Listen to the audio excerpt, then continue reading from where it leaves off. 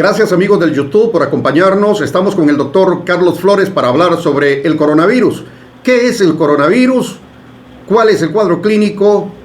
¿Cómo se transmite? ¿Y cómo podemos prevenirlo? Doctor, gracias por acompañarnos en este esfuerzo de educación y de proporcionarle a la población información relevante. ¿Qué es el coronavirus?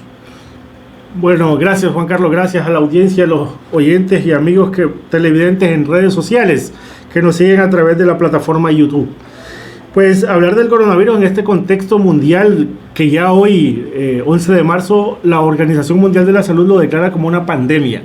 Y hay que darle esa advertencia y esa connotación importante que tiene para todo el mundo lo que es la enfermedad por el COVID-19, también conocido como enfermedad del coronavirus, ¿verdad?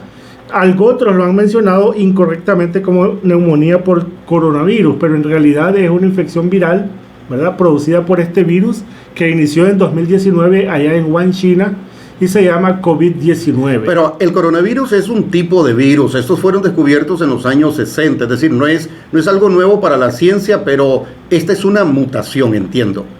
Este es una zoonosis. Se transmitió de inicio como una zoonosis, es decir, vino de un animal hacia un ser humano, y sabemos que el foco fue allá en el mercado de Wuhan en China. Entonces es un virus que se transmitió de un animal a un ser humano, y ahora el contacto directo es de humano a humano, ya es una enfermedad propia del humano ahora. Pero ¿cómo saber cuando uno tiene coronavirus? ¿Cuál es el cuadro clínico que presenta esta enfermedad? Ok, los síntomas iniciales son como cualquier cuadro gripal. Vas a tener dolor de cuerpo, dolor de cabeza, dolor en las articulaciones, fiebre. Podés tener estornudos, congestión nasal.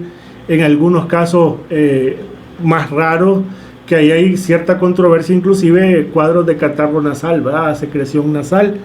Y en casos más serios ya vas evolucionando a complicaciones de dificultad respiratoria. ¿A qué se refieren cuando dicen que afecta las vías respiratorias bajas? Ok, entonces nosotros tenemos a nivel de vías respiratorias altas, que es a nivel de laringe, faringe, ¿verdad? Sí. Ya la cavidad oral y la nariz y senos paranasales. Sí. Y vías respiratorias inferiores, todo lo que es el árbol traqueobranquial y los pulmones como tal, ¿verdad? Entonces, esas son las dos vías que tenemos, o los dos niveles de clasificación para facilitar el diagnóstico, manejo de cualquier enfermedad de origen respiratorio. ¿Qué es lo que pasa en las vías respiratorias bajas?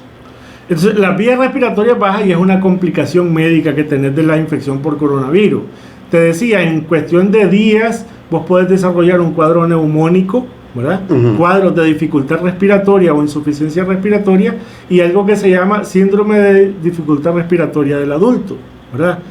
Y esto te puede llevar inclusive a la muerte por paro cardiorrespiratorio. Iba a preguntar, ¿es mortal el coronavirus? Imagínate, hay cierta controversia en relación a qué tipo de índice de mortalidad o porcentaje de mortalidad tiene esta enfermedad, pero expertos la han considerado de una letalidad del 10%. Es decir, de cada 10 personas infectadas, estamos hablando de casos ya infectados, Una muere. Una muere. Entonces, de cada 100, 10. De cada 100, 10. Hay otros que te dicen que anda por debajo del 7%, y hay otros que son más exigentes, te andan diciendo que andan menos del 5, del 2%. Entonces, hay mucha controversia, claro, como es una enfermedad nueva, obviamente hay datos que todavía no se han consolidado lo suficiente para poder transmitírselos a la población. Pero, entonces, ¿cuál es el síntoma que debe alertarnos para distinguirla de una simple gripe o el coronavirus? Y ahí es una pregunta clave. Mira, lo más importante es el contacto o exposición, que en mi caso de Nicaragua no lo vamos a saber todavía, de una persona infectada. Entonces, yo tuve contacto con una persona procedente, por ejemplo, de la área o los focos que ya tienen pacientes diagnosticados y clasificados con coronavirus, ¿verdad? Hablamos de China, por ejemplo, Corea del Sur, Italia, España, que en estos lugares, Irán, que en estos lugares ya ha florecido la enfermedad, y ahora los países latinoamericanos que ya presentan esta enfermedad ya son lugares de importación o exportación, como quieran llamarlo, del virus. Entonces, si tenés contacto con esta persona, desarrollar los síntomas gripales comunes, ya te decíamos, secreción nasal, congestión, dolor de cabeza, dolor de cuerpo, fiebre, estornudos, ¿verdad?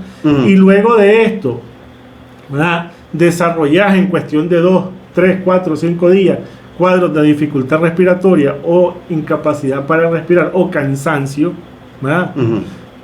Y además de esto desarrollas cuadros de expectoración o expulsar flema. ¿Con sangrado? Podría, no necesariamente tiene que ser con sangrado, una expectoración amarillenta, verdosa, ya eso te indica que tenés una neumonía y que ese cuadro viral, catarral o gripal evolucionó rápidamente, y eso tiene que hacer sospechar, con toda historia clínica concatenada que hemos descrito, te tiene que hacer sospechar en COVID-19. En contacto con personas contagiadas, pero que la persona estornuda, queda el flu en el aire, flotando, hay quienes dicen no pasa más allá de 3 metros. Y entonces estamos hablando del mecanismo de transmisión. En este caso el mecanismo de transmisión tiene que ser vía aérea, vía respiratoria, por la expulsión de las gotitas de saliva, gotitas de flux que le llamamos. O el moco. Exactamente, o las secreciones respiratorias que nosotros expulsamos con un estornudo. Y con eso se inhala el virus y llega nuevamente al tracto respiratorio de una persona. Puede respirarse, pero puede también ser por contacto, entonces, en la mucosa nasal, la boca. La persona que, por ejemplo, estornudó, quizás vino alguien, entró acá a este estudio, estornudó, tocó la mesa con las manos contaminadas, y vengo luego yo y toco y me llevo la mano a la nariz, la boca, a la nariz, o los ojos. Exactamente, entonces puedo adquirir inmediatamente el virus. ¿Cómo prevenirlo? La prevención es la parte más importante, porque sabemos que la cura de la enfermedad todavía no se ha establecido. Lo que hay es tratamiento de las complicaciones. Entonces la prevención incluye, y vamos a categorizar 2 aspectos importantes: la persona enferma y la persona sana. Porque la persona enferma, por ejemplo, tenemos que realizarle un diagnóstico oportuno y temprano, que en Nicaragua estamos largo todavía de eso. No tenemos todavía, ni el Ministerio de Salud ha dado la alerta suficiente, pero el diagnóstico oportuno es muy importante. El aislamiento de la persona, la cuarentena que le llaman, ¿verdad? O aislamiento, o que se vaya a su cuarto de habitación, a su casita, y no salga de ahí. Eso es muy importante, porque evita que otros adquieran potencialmente la enfermedad, ¿verdad? Y cubrirse su boquita. Se tiene que cubrir la boca con un tapaboca, ¿verdad? O con una mascarilla. Esa es de la persona ya Esa es la persona afectada, diagnosticada o categorizada como COVID-19. Sí. Y en el caso de la persona sana, el lavado, obviamente también la persona enferma, el lavado de manos, ¿verdad? Pero la persona sana, el lavado de manos es muy importante, ¿verdad? Con agua y jabón. Con agua y jabón, o usar alcohol gel, ¿verdad? Que es muy importante, y eso tiene que ser frecuente. No es cada 2 veces, cada 3 veces, o las formas usuales que nosotros conocemos. Yo de aquí del estudio, por ejemplo, tengo que salir inmediatamente, ya tuve contacto con esta mesa, tengo que salir a lavarme las manos. O saludó a alguien en la calle. O saludé a alguien en la calle, tengo que lavarme las manos. O tocó alguna pared de la calle, algún hierro. Manejé el volante del vehículo, manejé los manubrios de la moto, de una bicicleta, etcétera. Los saludos entre las personas deben evitarse de larguito, como dicen. Bueno, ahí entramos a una serie de conflictos sociales que nosotros estamos habituados y acostumbrados por nuestro patrón social y cultural. Estamos habituados a saludar. Abrazos y besos. Indistintamente. Lo que nosotros tenemos que tener en cuenta es la persona contaminada, pero eso no, nadie va a andar en la frente, tengo COVID-19, ¿verdad? Sí. Menos en Nicaragua, que no estamos, no hay una alarma lo suficientemente importante a nivel nacional para generar esa norma. Lo que sí yo miraría interesante es que luego de cada saludo, de cada, qué sé yo, tocamos cualquier superficie, el lavado de mano inmediato. O caminar nuestro alcohol en gel. ¿Cree usted que podrían implementarse medidas drásticas como en otros países de prohibir concentraciones poblacionales, las celebraciones de misa, conciertos? Una vez que se demuestre y se diagnostique, si es que ya no existe, el primer paciente sospechoso inclusive con COVID-19, esas medidas tienen que entrar en rigor. Y es más, y aquí no se está tomando en serio o no se está dándole la seriedad suficiente al caso, las escuelas, las guarderías, etcétera, deberían de suspender inclusive o tratar de limitar el acceso a aquellos niños que ya tienen gripe, ¿verdad? Todo niño que desarrolle gripe debería quedarse mejor en su casita. Todo trabajador del Estado, público, privado, debería de quedarse en su casita para evitar el contagio y la diseminación a otros pacientes. Aquí lo que hay que evitar a toda costa es la contaminación masiva y la propagación de toda. ¿Cómo evitar la paranoia? ¿Cómo no caer en la paranoia? Importantísimo, buscar las fuentes confiables de información, ¿verdad? Ahí tenemos los portales web, por ejemplo, de la Organización Mundial de la Salud, de la Organización Panamericana de la Salud, ¿verdad? Del CDC de Atlanta, por ejemplo. Entonces tenemos que ingresar a páginas confiables realmente y no solo informarnos de cualquier página de la red social. Los medios de comunicación oficiales nacionales son muy importantes, ¿verdad? En este caso, y son fuentes confiables de información porque filtran primero la información, me supongo yo, ¿verdad? Que eso hace al menos los medios independientes. Y los medios responsables. Entonces, es importantísimo buscar información en fuentes confiables que filtren la información y que la validen también. No solo que la captan y no la validan o no investigan más allá y no tienen, digamos así, fuentes confiables. El uso de mascarillas. El uso de mascarillas se limita a la persona contaminada.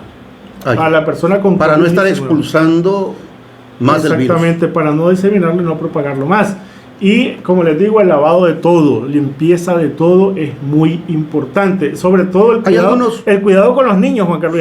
Y con los ancianos y las personas que tengan una precondición. Pero más con los niños aún, Juan Carlos, porque los niños tocan todo.